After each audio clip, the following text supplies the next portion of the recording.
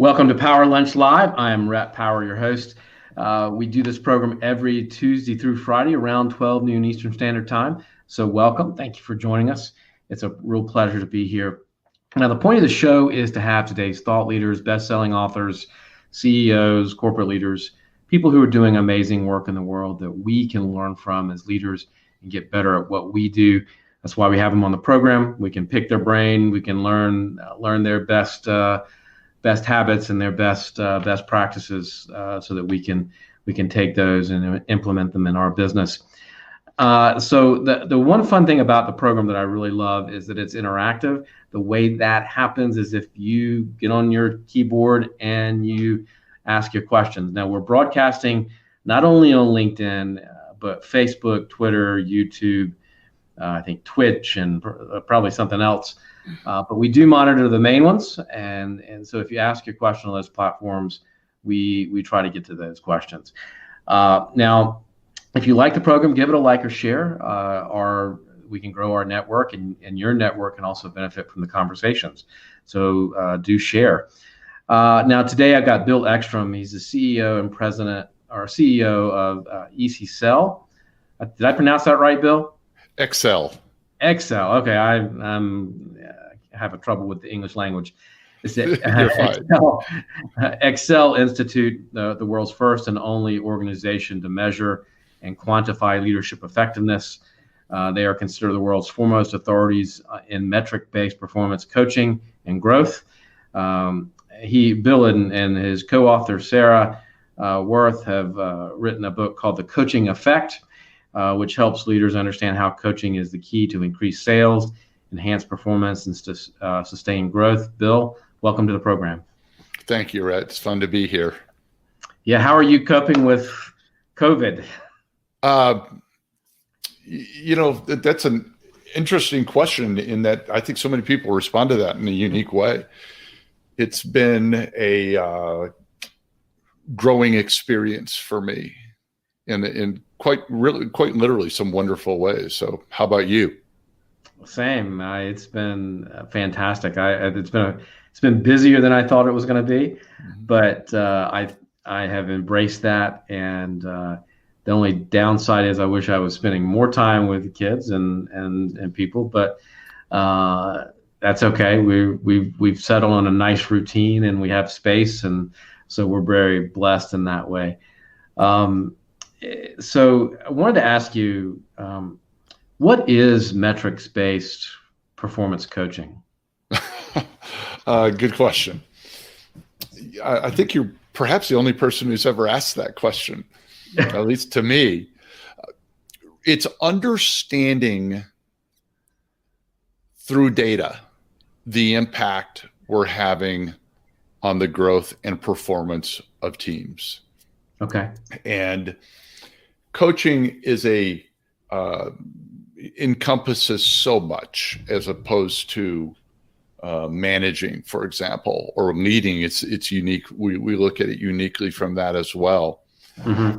But it's putting metrics to behaviors that quantify growth. In other words, understanding how what I do and what I say, so our ability to quantify that can help me understand how to get better in those areas if what I do and what I say corresponds to helping the people on my team grow. Okay. So it sounds like a way for coaches really to be able to show the value that they're bringing to an organization. Or lack thereof, but you're exactly right. Yeah, it's early on, it is fascinating to me. If you ask executive leaders across the globe, which I've done probably thousands and thousands of them, and I say, in using sales as an example, if you say, do you believe the performance of your sales people is a reflection of how they're coached? Not true. 990 out of 100 will say, oh yeah, absolutely, Bill, of course they are. But yet all those organizations, or not all, but many, they can tell you everything about their salespeople. They can tell you when they stop for a donut because they have a GPS in their car. They can tell you how many phone calls they made. They can tell how many accounts they've stopped at, how many new logos versus existing logos. They can tell you about every metric imaginable. Mm-hmm. But if you ask them, well, that's great, but you just said your salespeople, how well they perform is a reflection of how they're coached. Tell me what your coaches are doing. The room gets quiet. Nobody is quantifying what executives believe has the biggest impact on the growth of performance of salespeople. And that can't even tell you what they were doing last week, let alone last month or last quarter, or even if those things they're doing are right. That's interesting. What does it look like? I mean, what do those metrics look like? I mean, what are you looking for? What questions are you asking? What does that look like? The data can come across in different ways. So number one, we look at two primary areas when we're helping organizations. And number one is the quantity of coaching, and number two is the quality of coaching. Number two being more important than number one. But one is tracking activities or behaviors, for example. And we know that, for example, the best coaches, when we say the best coaches, the best leaders, the people that create more consistent and highest growth of salespeople, and we'll continue to use salespeople as examples here, sales teams. They do one-on-ones consistently every other week. That's what we call a high growth activity. They do team meetings. A lot of people think, oh, they could do team meetings every week. No, they don't. They do team meetings once a month, but they do them very uniquely. They have consistent career development discussions, or what we call CDPs, with the people on their teams. Mm-hmm. And those are examples. And they do objective, not just subjective, but they do objective performance feedback on selling skills at least quarterly. So those are an example of what we call high growth coaching activities. And what's funny about that is there's not a sales leader in the country that'll probably hear that and go, oh, wow, that's unique, Bill. That's rocket science at its finest. But here's what's funny is while they would all agree, yeah, no, our people do that, or they need to do that, or they need to do more of it, whatever, they can't tell you how often they do it. They can't tell you with whom they do it. Do they spend 70% of their time with the bottom 30% of their producers, or vice versa? They have no idea. They would tell you all that. Do you want your managers to also go on key accounts, calls with your sales? Oh, of course we do, Bill. Yeah, that's very important. Okay, great. How often is that happening? I have no idea. Should your managers be spending more time with new producers versus mature producers? And if so, how much are they doing it? So those are ideas in terms of the quantity of activities. Then, of course, you've got the quality of it, which is a whole different topic. So those are two. You asked a question, I took the liberty with my answer. So. No. I think it's fascinating because I think you're right in that respect. Is that coaching is hard to quantify, right? I'm always kind of interested in, how do we, in our conversations when we're talking to a new client or a prospective client about the results, the question does always come up. Well, how do I measure results, right? Mm-hmm. And all you can really do is say, well, we've done this for this client and this for that client. Is there a process that, that you can put in place that sort of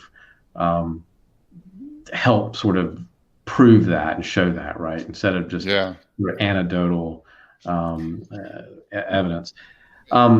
Which is why, by the way, in sales, which is where we started and where we do most of our work, it's easy to do if you know what you're looking at, because everybody tracks sales. Everybody tracks the performance there. So we can correlate back. It's so much easier and it's so much fun to do. Yeah, no, that makes a lot of sense. That makes a whole lot of sense. Sort of in light of the pandemic, what are your conversations like with clients? I don't know if you're bringing on new clients or not, but what are your conversations like with clients about coaching in general? A lot of coaches I talk to, a lot of their clients are sort of pulling back, unsure of finances and where things are going to be next week, much less 3 months from now. What is that conversation like for you, and why do you think this is the time for coaching more than Uh, ever? yeah, and make sure I understand your question correctly, Rhett. So, are you wondering about how we're having those conversations with our clients, Yeah. or what is kind of the future of coaching as it relates to organizations? No, I think what are your clients concerned about now? What are your clients what are the conversations you're having with your clients now about COVID? How is that impacting the conversations? Okay. And I guess the second follow-up question would be not much about the future of coaching, but to me, this is a time when you need a coach, right? Mm-hmm. To me, that's my answer to my own question would be, this is a great time to have a coach because coaches can help you through this crisis. I mean, I wondered if you have the same take on it. So that's sort of the second Yeah. follow-up to that. Okay. Well, so back to the first question. We believe part of where we come from, and it's not really a play on words as much of it is how the world sees it, but we believe managers and leaders need to behave like high performance coaches anyway. And if you want to think that from an athletic sense, Mm-hmm. that's just fine. But one of the things that distinguishes coaches from leaders is I can be in a follower position and have great leadership skills or great leadership acumen. To be a coach requires a team of people that report to you from 1 to 30, doesn't matter. If I have people that report to me, that means I have some coaching responsibilities that I need to handle. And so to answer your question directly, what we're telling our clients to do and what our research would tell you, the coaches, leaders, managers, whatever you want to call them, should be focusing on is the relationship piece. That the strength of that relationship moving forward is going to be critical to how people emerge from the pandemic. Mm-hmm. Employees are scared. We know that. We see it in our research. We're doing some COVID-19 research as we speak. And they need to know there's a lot of uncertainty. One thing they don't want to be unsure of is the fact that you, Rhett, if you're my boss, that you care about me as a person. Don't make me guess. Don't make me guess that. Now, I understand that economically some things are happening that could put my job at jeopardy. And that's a whole, I mean, we could spend an hour on that alone or even longer. Right. But don't make me guess whether or not you care, because if I care, I'm going to stick with you. I'm going to crawl in the foxhole with you, so to speak. I will be loyal to you. And when we come out of this, if you can drive that from me, that's hugely important. So that's what we're telling people to do now is checking in. When we look, as a matter of fact, I could pull this up here. When we look at really high performing teams, their leaders are checking in with the people on their teams. I'll tell you this right now. 60% of them are checking in daily with all the people on their teams of the highest performers. Compared contrast performers, 6%. The highest performers, 60% of their leaders are checking in with the people on their teams daily. The lower performers, 6% are doing it daily. So, I mean, that right there tells you what the great people are doing, the great coaches and leaders are doing right now. And I think people need to do more of that. Yeah, no doubt about it. I think that's right. I think the research that you've done sort of verifies everything I've been hearing sort of through interviews and talking with leaders about how they're handling it, and the ones that are their businesses are okay and doing better in this pandemic, or they're doing that kind of reach out every day. They're really making sure their people are okay first and foremost. Yeah, that's right. Yeah. What how should a company measure coaching and leadership effectiveness? And what I mean by that is, do you have a system, or is it? I mean, do you design it per client, or is there a system that you have that you can help people put in place that to measure effectiveness? Yes, there is. But so I'll start off by answering your question with a question, Rhett. Okay. So let's say an organization wanted to understand how well they're serving their clients. Okay. Where would they go to figure that out? I mean, I think they're going to look at their number one. They're probably their sales. They're going to probably look at over their turnover in their organization. They're going to look at customer satisfaction and how the customers view the organization. I mean, that's where I would start. Right. Okay. Very good. So if you want to know how well your customers are being treated, my guess is you're not going to go to your customer service people. You're going to go to your clients, right? To your customers and ask them, right? Yeah. So that's my long way around the barn of answering your question. If you want to know how your people are being treated, if you want to know how effective coaches, managers, leaders are, ask your people. It's not a 360. I'm not a fan of 360s at all, but I am a fan of bottom up. Why am I not a fan of 360s? Yeah. I've never, well, first of all, I've never seen a 360 written in a science-based way to where the questions correlate back to performance or to growth. Fair enough. So in other words, I used to work in an organization. One of the questions on their 360s was, Bill does a good job of balancing long-term as well as short-term objectives. Well, how do you answer that? And what's the right answer? Well, it should be 60-40. Well, in what direction? It should be 70-30. 80. Who knows? But can you tell me how that question correlates to growth of my team? And besides, if you ask my colleagues, my peers, how Bill's doing, their only exposure to me is in a meeting. Are they following me around with my people? Are they watching me work, observing me work? No. And not only that, the president isn't watching me either. He gets a one-on-one with me every week and then sees sales numbers. If I'm an EVP, which I was of sales in a publicly traded company. Right. So now if you want to know really what my behaviors, what I'm doing and not doing, ask the people that report to me. That's the way to measure. And so if you really want to understand coaching effectiveness at any level, it's a bottom-up survey. But then you better know what you're asking in that survey. So survey methodology, how we go about it, understanding the behaviors is one thing. Number two is really understanding the frequency of behaviors. For example, knowing that if you ask a manager, do you do one-on-ones, formalized one-on-ones with your people? Right. Roughly 90% would say, yes, I do that. And if you say, okay, how often do you do it? Oh, every week. Okay. How often do you make them? They will tell you they make them with roughly, I'm trying to think of the stat, 90% regularity is what a leader would tell you they make their meetings. That's high.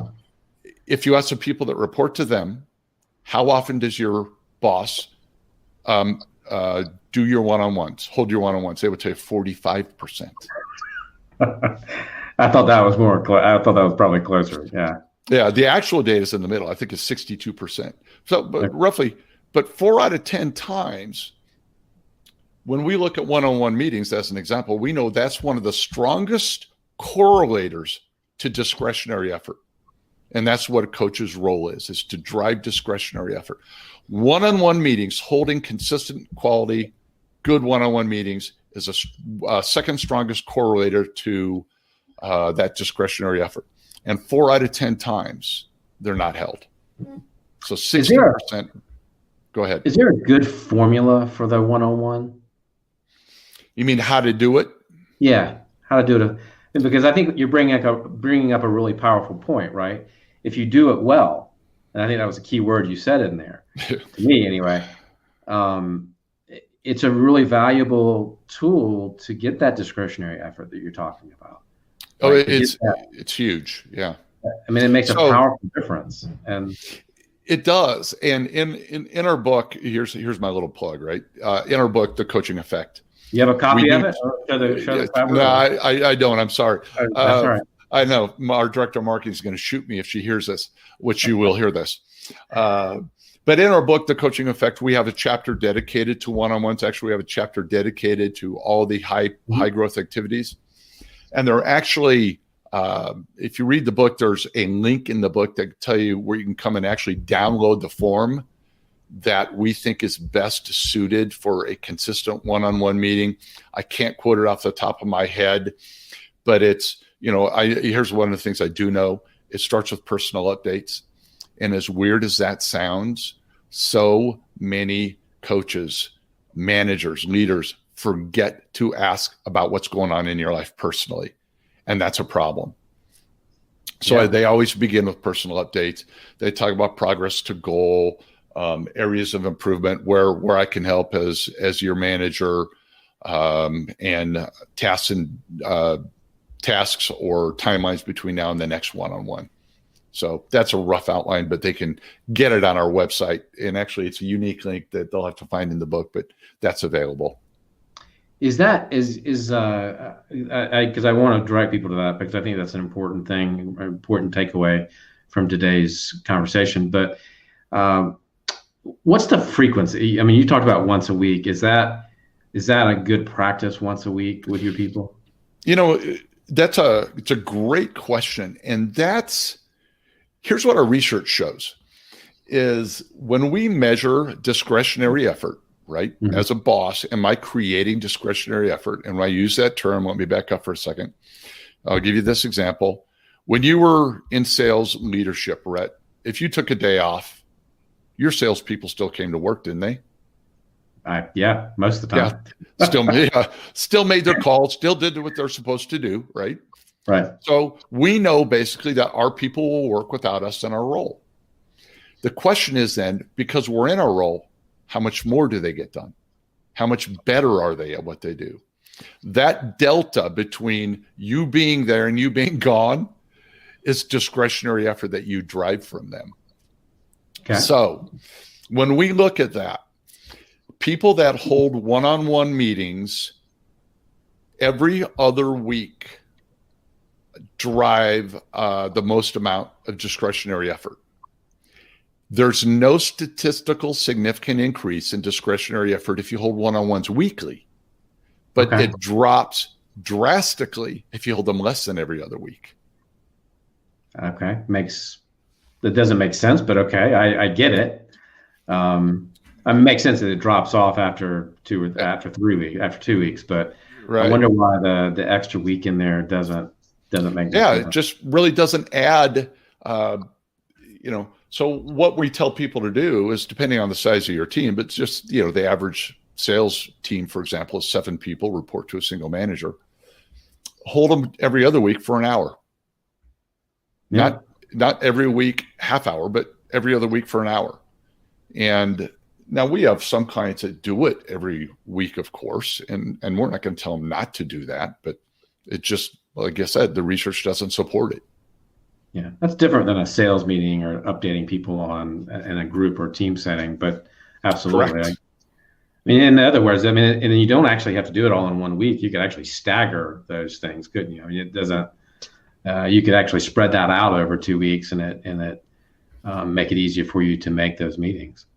Right. Exactly. So there's all kinds of ways you can do it, but the keys are doing it consistently, because every time you miss one, every time you move one, every time you cancel one, that tells your people that what I'm going to do is more important than my time with you. Yep. And that sends a message. Whether I think it's good or bad, it sends a message. And quite frankly, there are times you have to do things that are more important than that meeting. But when you do that all the time, when you do it 40% of the time, you're sending a pretty strong message to the people that report to you.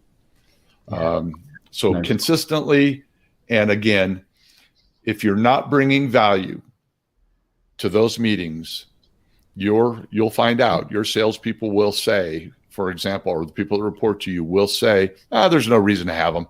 Yeah, we're good. I trust you. We got a good relationship. Well, a lot of people look at that as a compliment. That's basically saying you're not bringing any value to our one-on-one time.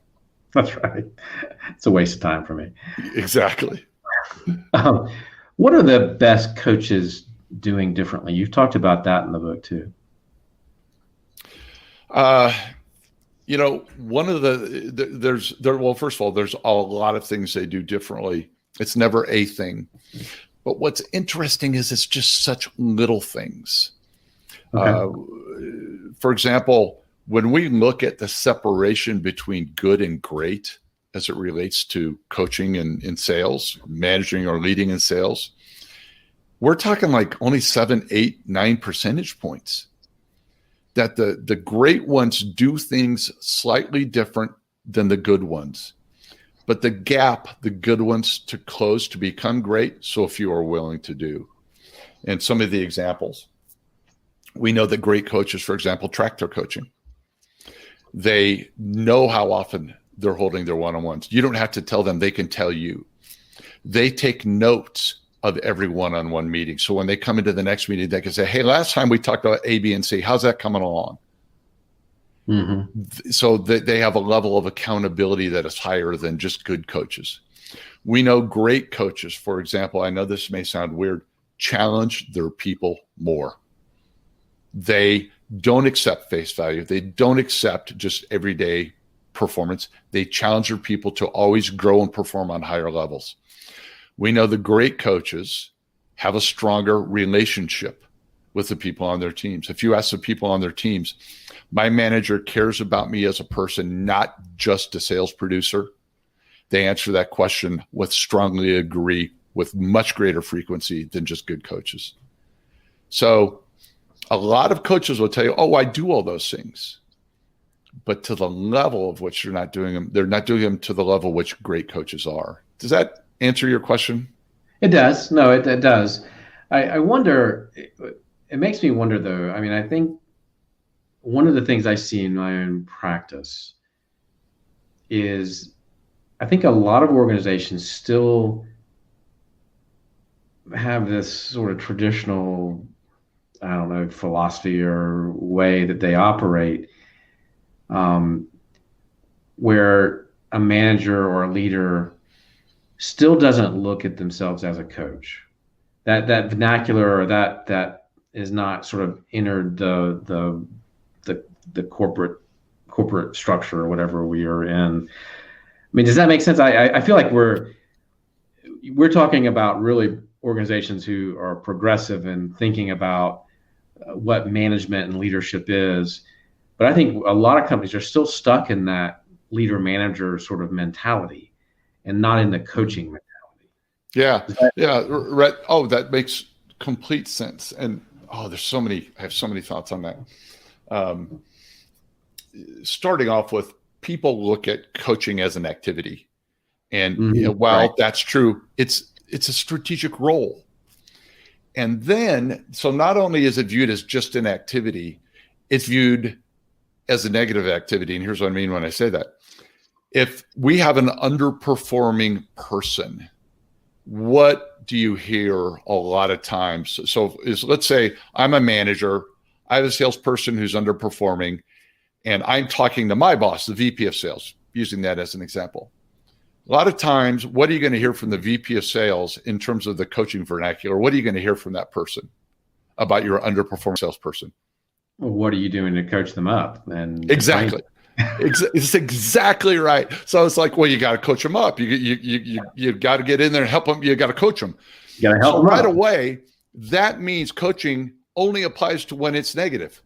If someone's underperforming, I then have to coach. Well, what are you doing all the other time? So managing something. Yeah, right.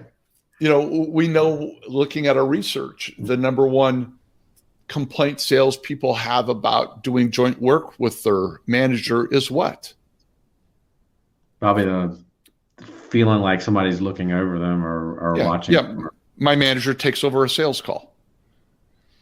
So coaches don't get in the game and play. They sit back and they watch, they observe, they help people grow. Right. And if I'm in a sales situation and I'm doing the one selling, that means my salesperson is just probably a glorified prospector for me. Mm-hmm. You can't scale growth if your managers are only selling. So those are thoughts. One of the things that I think is interesting to think about, and I'd be curious your take on this, Rhett. And we've had some clients actually do this. But if you got rid of the manager role, you got rid of the manager title, and the movement beyond sales is to go into a sales coaching role, would all of a sudden that position lose interest? Meaning that would I have less great salespeople that want to go into a sales coaching role as opposed to becoming a manager? So change all the vernacular, quit calling people managers and give them a coach role, your title. That's it. And if you don't want to behave and act like a coach, and we can quantify and help you understand what that means and is, if you don't want to do that, then stay in your existing role. In sales, yeah. I think at that level, it's not a bad process. It wouldn't be a bad way to look at how to structure a sales team. Mm-hmm. Because you don't, a VP or somebody at a more senior level really is setting the agenda, right? They're setting the goals. They're setting, and if you have a coach that's, I could see where that, it makes reporting in sort of our traditional way we think about it. Off the top of my head, it makes, there are a lot of questions, but it makes a lot of sense too. Yeah. And those questions are we could figure those. You could figure that out. You could figure out reporting, and you could figure out all that other stuff. But I like the idea because it is an analogous to putting a team on the field, right? You're putting your sales team out on the field to play ball, and a coach should be giving them the strategy, working with them on how to make that how to close that sale, how to you could really help people in a lot of different ways. But I wouldn't shut that idea down. I would, if somebody proposed that to me in an organization, I wouldn't close my mind off to it. Yeah, and when you think about it, coaches are accountable and responsible for everything that creates the outcome. Yeah. And that is what we need to implore our managers to do, is to behave like a coach. That means they're accountable for the identification and acquisition of talent, for the development of that talent, for those people, for hitting numbers, for the end result of, they own it all. And to own it all, talk to me about coaching more than you're going to talk to me about managing or leading. No, I think isn't that what we've always thought of as a sales manager, so to speak, right? Their job is to close those sales, they're responsible for that P&L or that number, right? Right. Yeah. And we've always said a sales leader's number one role is to hit the number. That's our number one responsibility. But my training in sales and when I was doing it a long time ago, if you look at, if I thought about that and reflect on that, you either made the numbers or you didn't. There was no there was no coaching, there was no training, there was no, you were expected to know what you were doing. And, here's your laptop, here are your products, go out and figure it out. And, and that was just, it was either sink or swim. And if I think that kind of reflecting on it now, as you brought that up, not a great way to do it. No. And keep in mind, as coaches, we're not trying to create a world of comfort for salespeople. Quite the opposite. Salespeople need to be pushed. Even the best ones, they need to be pushed too. Anybody can coach an average performer, but can you help a salesperson that's always 20, 30% above quota get to 40 or 50% above quota? So the great ones, it's not about creating comfort. Quite frankly, it's about doing all the things that creates the most performance or most growth. And that includes, by the way, healthy discomfort. Yeah, I was going to ask you that. That was one of my next questions. Was you talk about discomfort? How does that help performance?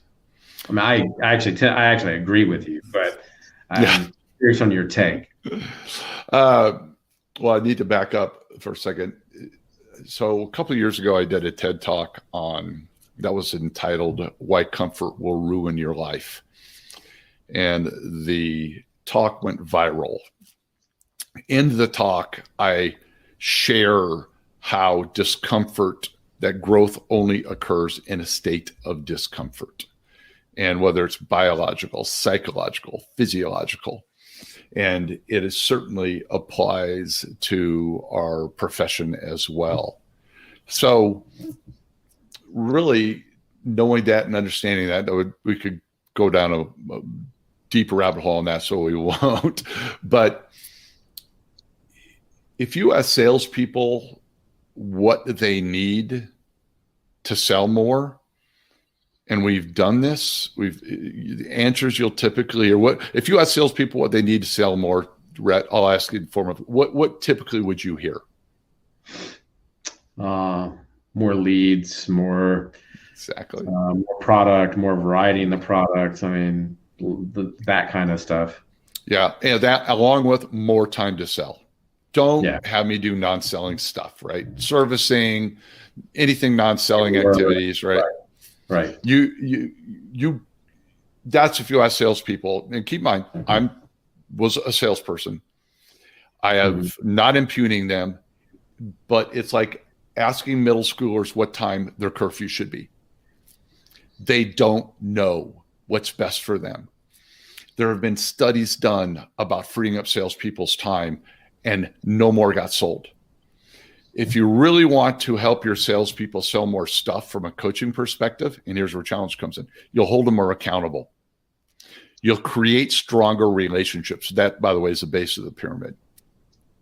You will not just accept at face value everything they do, but you'll challenge what they do. But you'll challenge it uniquely to that person. You'll understand that person's hot buttons. You'll understand everything about the way they tick. You'll push them to the point where you become annoying at times. But when it's all said and done, you got to be, in order to do that, salespeople will look back on you and say, hey, I wouldn't be where I am today without that person in my life. That's the role of a coach. And without pushing, without creating that discomfort, you're never, ever going to be that person. Yeah. Yeah, that makes a lot of sense. What for you guys have created I think you said a 12-question survey for businesses that you guys are conducting, that your organizations, the business is conducting for other businesses. Can you talk about that for a second? Yeah. So, right at the start of the pandemic, we were no different than most other organizations. Nobody outside of our existing clients and our existing work with clients, nobody really wanted to talk to us. And it didn't feel right. It just didn't. From a sales and prospecting perspective, it just didn't. So we thought, all right, what do we want to do with our resources? So I was actually our director of research, Stacia Jorgensen, that said, why don't we develop a COVID survey to understand the impact organizations are having on their people, and how the pandemic is impacting their people, so they can better help manage that within their organizations. And we'll do it for free. So that's what we've done. We developed a 2-minute survey that any organization can send to their people for free, and we'll give them a report that covers management action. I'm sitting here looking at management action, organizational confidence, and individual performance. So it's really how the pandemic is impacting all three of those areas. And we can compare them to other organizations that have taken it as well. Can they go to the website and do that, or is that something you guys need to send? No, they can come right to our website. And we have some landing pages there. You can find it, COVID-19 survey, and they don't even need to talk to us. They can literally do it all online. They can apply online. They can check all the boxes to get it all done online. We'll send them a unique link, and then quite literally, they can send that link out to their employees, and within 24 hours, we'll spit out a report form and give it to them. Fantastic. And the coaching effect, I guess you can get that any place where books are sold.